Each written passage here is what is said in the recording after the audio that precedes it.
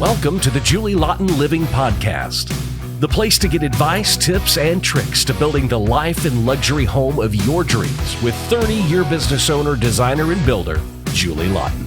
It all starts with a good plan. This is Julie Laughton Living.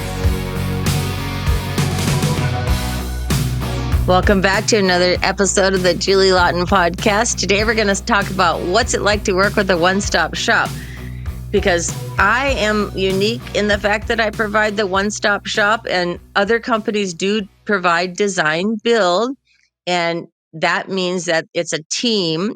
But in my case, it's just me.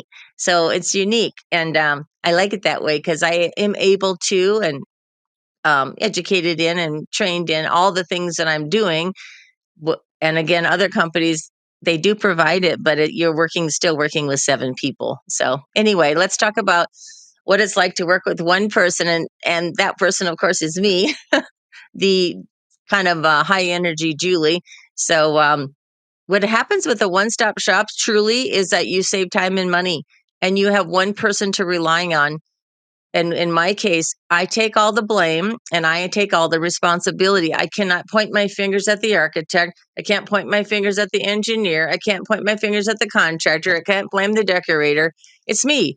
So when you have one person in charge that's working for you and championing the project for your best interest, you're good because it's for you. It's not for my benefit. It's for yours.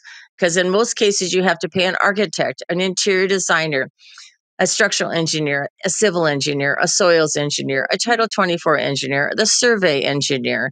And then you have your contractor. Then you have your specialty trades, your electrical, your AV sound system, your pool.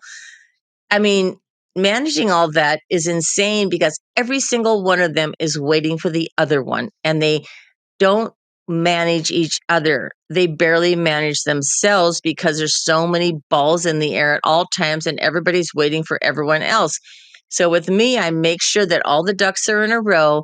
Nobody waits for anyone because no one ever waits for me, but I push the architectural plans through my CAD department fast because we can, because it's me drawing, and then the guys do it in a CAD system. I don't draw in CAD; I draw by hand, and then the engineers are updated accordingly. And I work with the engineer one-on-one. My framing and I work with him and make sure his plans and questions are answered immediately, and there's no gaps in time like, oh, we forgot to call him. Oh, we forgot. Oh, I'm busy, or I'm on vacation. That's another thing. But there's no gaps in the time frame of the design process. And then when construction starts, boom, we never leave a job. We don't disappear for a week or two. In my case, I have enough employees to put a crew on a job, and they stay there. We don't, jump around. So working with one person is a huge advantage. And big companies that build skyscrapers and build large projects, it works the same way because they have so many project managers and it's so organized because everybody's so professional and on it. Those projects work the same way with a team that's ridiculously organized. But in residential, it doesn't work that way because the architect requires you to hire all the engineers. It's stupid. And then you're managing them, and then you're managing him, and then you got to hire the contractor, and you're managing him, and then you're listening to them all fight. And then the decorator gets involved and pisses everybody off because she changes things on the architecture. There's a whole drama thing because no one is on the same page from day one because you hired everybody at the wrong time or you didn't hire them at the right time. Nobody knows each other. That's a whole nother podcast, by the way. But the point is, it's a team effort, and it has to be led by one person. And it's not supposed to be the homeowner because you don't know what you're doing because you're not a designer, an architect, or a contractor. You're supposed to enjoy the process.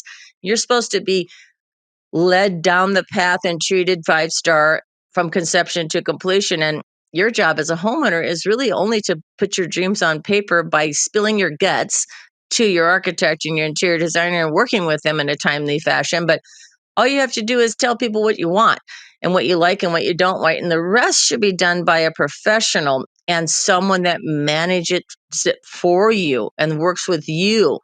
And your schedule is considered also because, hey, people who have jobs, they work, they travel. So things got to get done early and things got to get done at certain times, and you miss those milestones and those markers, and your project takes forever. So anyway, working with one person eliminates all that. It's stress-free. I mean, I have clients where I've built a brand new home custom ground up that I only met with 3 times. So they did their homework day one.